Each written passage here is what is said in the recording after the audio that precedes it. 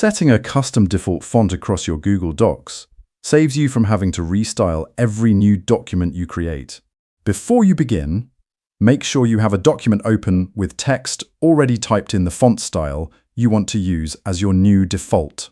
If you find this quick walkthrough useful, please take a second to leave a like on the video. Start by highlighting the paragraph text in your document that features the font and styling you want to save. With your text selected, move up to the main menu bar. Click Format in the top menu to open the Formatting drop-down menu. Hover over Paragraph Styles to bring up the submenu containing options for normal text, titles, subtitles, and headings. Move your cursor to Options at the very bottom of that submenu.